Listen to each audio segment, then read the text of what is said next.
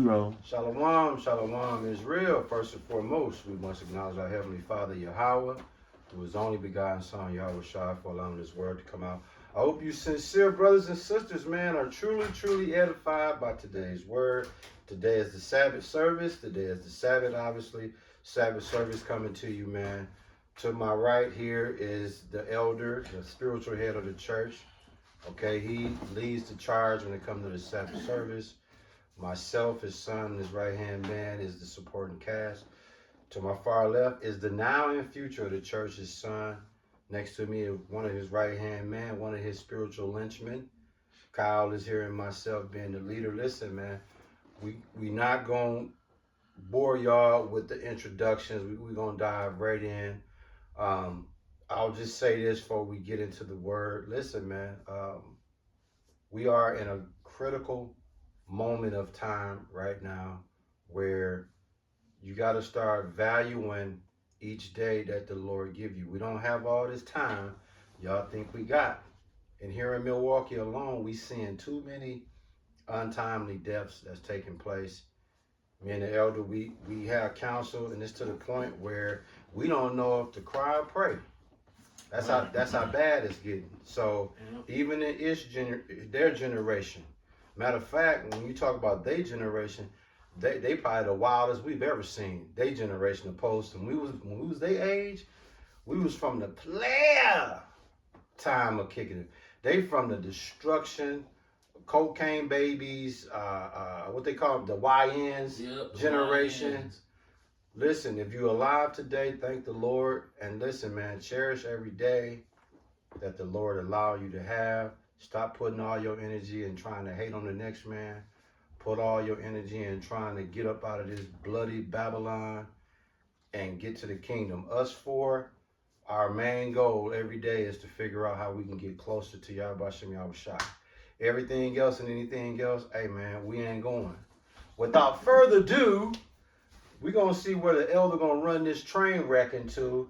Elder, man, you look like you holding something there, my friend. Yep. 2 Corinthians chapter 11, verse 6. But though I be rude in but though I be rude in speech, yet not in knowledge, but we have been thoroughly made manifest among you in all things. Meaning that the Lord has supped with us, and as 50-year-old men, we have a broad spectrum of understanding in this walk called life amongst the Negro community. Facto.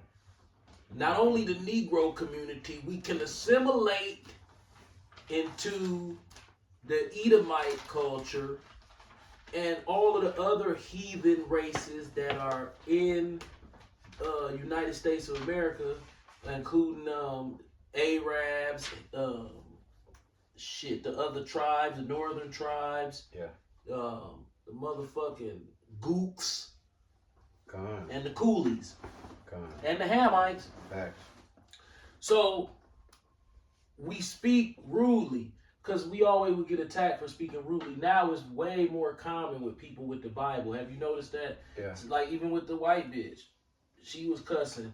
Like that was something unheard of back in the day. But now in this end time revelation era that we living in, people have the courage to say how they need to say it without the MK Ultra Christian blank stare, like the blank stare and that fake smile and praise Jesus, brother, but or trying to keep the conversation clean.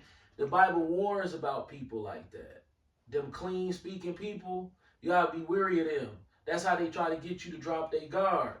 See, we don't give a fuck about your guard. We don't care if you guard up. We don't care about your guard being down. We ain't even care about being your friend. We don't give a fuck about edifying you. We don't give a fuck about teaching you. We don't give a fuck nothing about you. You just a motherfucker walking by. Now, if the Lord have mercy on you, something we say gonna make you be like, damn, them brothers got a point. Why? Because you're going to hear past the rude speech. Yep. That's why the second line says, "Yet not in knowledge." Okay. Right.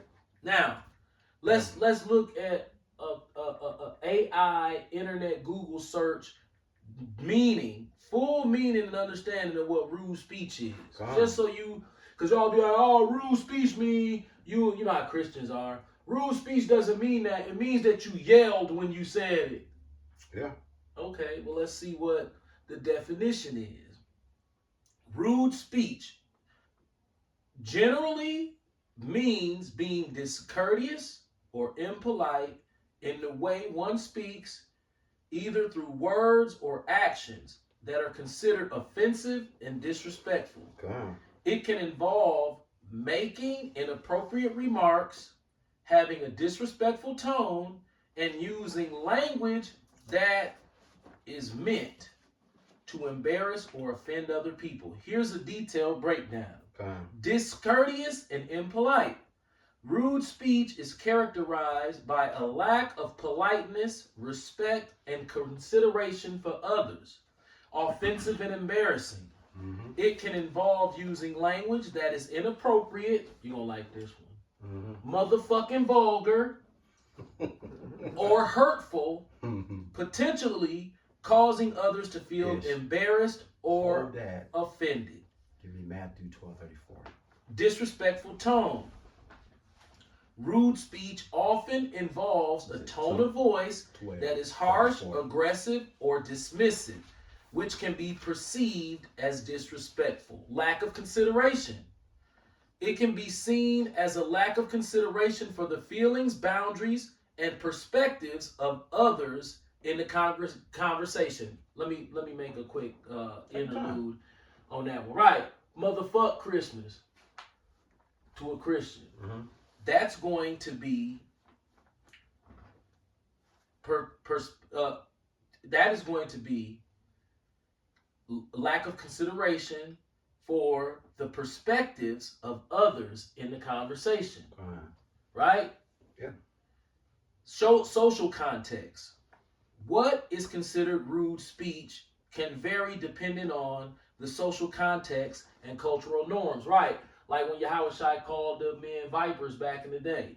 Now look, bring that out. That's funny you just said. Yeah, Matthew chapter 12, verse 34. Yeah, that's the spirit. O generation of vipers, how can ye, being evil, speak good things?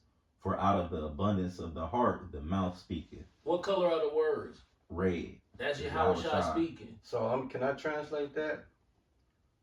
Generation of vipers. Motherfuckers, niggers, snake ass niggas.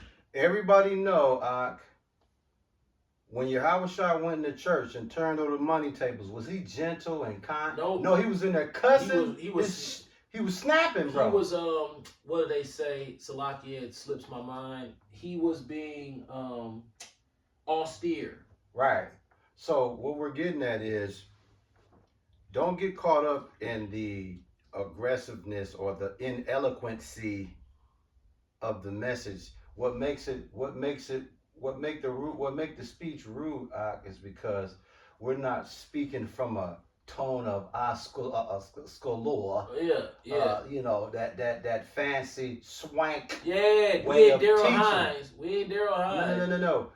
Yahushua and John the Baptist said, "Listen, dog. If you want to hear this eloquent breakdown way of teaching, that away. If you scared, go to church. Cause the Lord understood one thing. He had 12 goons with him. Yeah, chopping off ears and shit. So you got to understand why he had 12 goons, because he understood that soft way of teaching and preaching, they would walk all over him. Yeah. And he realized, like, nah, you got to put on your gangster shit. Right, because it's not for everybody. Right. So it's he who have an ear. Yeah, the rude speech that John Baptist is speaking about is, look, dude. If you're a man, that's what's supposed to get your attention. Right. Dog, if a female is offended, that's one thing. This is what make it funny about females. Females have a really weird way, right? They have a really weird way of pretending to be offended, but what they really doing in essence is trying to control men under sepsis. a sepsis, like a sore that won't heal, like a sepsis, like that. So basically, what I'm saying is she'll be guilty of adultery currently. I mean, currently committing adultery, Fact though. currently doing all type of abominable things. And then she'll hear some men cussing, and all of a sudden we supposed to back up and respect her because she a woman. Now she knows that we cannot for 100% see what she doing in her personal life. So she takes that as an opportunity to fake more offended than she is. And if she is offended, she should be offended at her own actions. Because adultery is a sin upon the death. Cussing ain't. Okay? So, but she offended but see, that's her way to try to gain power. So that the feminization of men comes through the digression of the rude speech, the cussing. When you got this feminine spirit on you, cussing, a Christian's feminine spirit, nigga. Yeah. He ain't gonna want to cuss, cause cussing only offend women. Cussing should never offend a man. No. If it do, you want some bullshit. Right.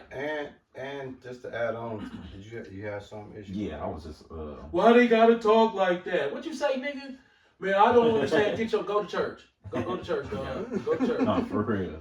But Proverbs chapter 27, verses 5 and 6. Open rebuke is better than secret love. Faithful are the wounds of a friend, but the kisses of an enemy are deceitful. Yeah. So you should be looking for, if the people teaching you anything not on your ass, you really should be running from it. Right. Because Right. if you read, we talked about this several times. If you really read the Bible, the Lord is fucking everybody over. Some cuss words not finna hurt nothing. Nothing. Right. They not. Nothing. They gonna save you. Right. If anything, Yeah. because he on your ass and he not talking. Yeah, He boy. going straight to death. Yeah. Right. You not finna hear shit. Your ass just gonna be dead. Isaiah 30:10. God.